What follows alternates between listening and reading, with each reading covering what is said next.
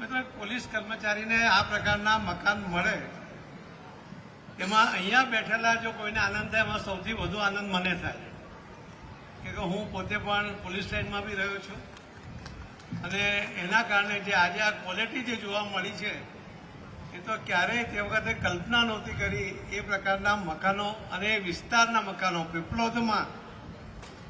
જો આપ ફ્લેટ લેવા જાઓ તો કદાચ કલ્પના ન કરો એ પ્રકારના લગભગ 50-55 લાખ રૂપિયાનો એક ફ્લેટ થાય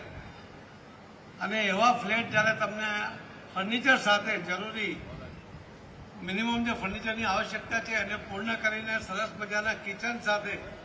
હોલ સાથે અને બાળકો માટે આંગણવાડીની વ્યવસ્થા સાથે જે પ્લાનિંગ થયું છે અને હવા ઉજાસ સાથેના જે બિલ્ડિંગો બન્યા છે એના માટે હું માન્ય નાયબ મુખ્યમંત્રી શ્રી હર્ષભાઈ સંઘવીજીને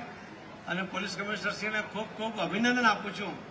કે એમણે ખૂબ ટૂંકા સમયમાં ખૂબ સારી ક્વોલિટીના આ મકાનો બનાવ્યા છે. એનાથી પણ આગળ જઈને એક પ્રયોગ અમે આગળ પણ કર્યો હતો. હું હર્ષભાઈને કહીશ કે દૂર સુધી કોઈ બિલ્ડરને લઈને સરકારની કોઈ જમીન કે જે કદાચ ખરાબાની જમીન હોઈ શકે પરંતુ સારી જમીન હોય એને ડેવલપ કરીને જો કોઈ મકાનો બનાવીને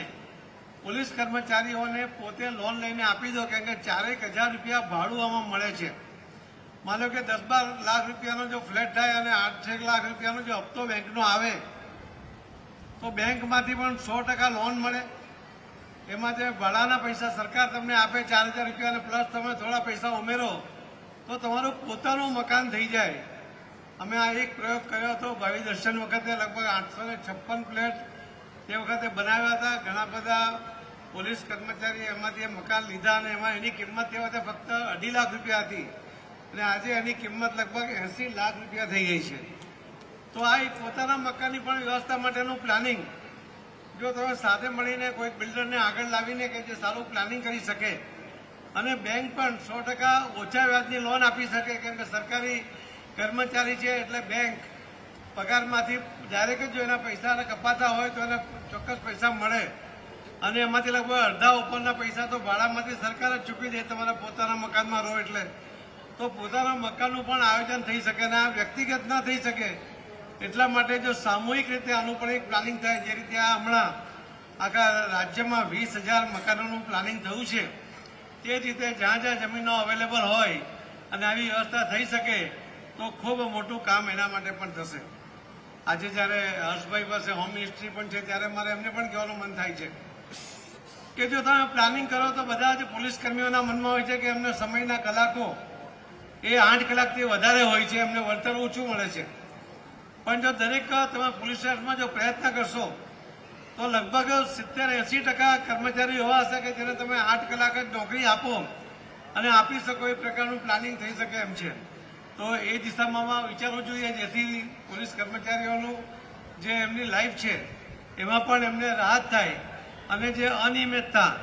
એટલે સમયની જે અનિયમિતતાને કારણે જે એક પ્રકારનું મગજ પર ટેન્શન હોતું હોય છે એના કારણે અનેક પ્રકારની બીમારીમાંથી પણ કર્મચારીઓ જતા હોય છે ત્યારે એમાંથી પણ એને ફાયદો થશે. તો એ દિશામાં પણ વિચારવું જોઈએ. આજે જ્યારે પોલીસ કર્મચારીઓને આવી જે સુવિધા મળે છે ત્યારે સમાજ પણ તમારી પાસેથી અપેક્ષા રાખે છે કે તમારું વાણી અને વર્તન એમની સાથે સારું હોય, બિનજરૂરી એમની સાથે અસભ્ય વર્તન ના કરાય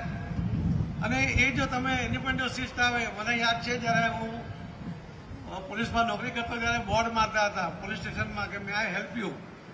અને અમને લાગતું હતું કે આ તો એક મજાક છે કેમ કે કોઈ પોલીસ કર્મચારીને માનસિકતા નહોતી કે એને કોઈને હેલ્પ કરવી. પરંતુ આજે જ્યારે સમય બદલાયો છે ત્યારે ધીરે ધીરે પોલીસ કર્મચારીઓ પણ પોતાની જવાબદારીની સાથે સાથે પોતાના અધિકારની સાથે આપણી ફરજો પણ એમને યાદ છે અને એટલા માટે અસભ્ય વર્તન કરવાની જે પહેલાં હતી ફરિયાદો હતી એમાં પણ ઓછી થઈ છે. તો એમાં પણ વધુ જો સારું વર્તન કરીને જે પોલીસની ઇમેજ છે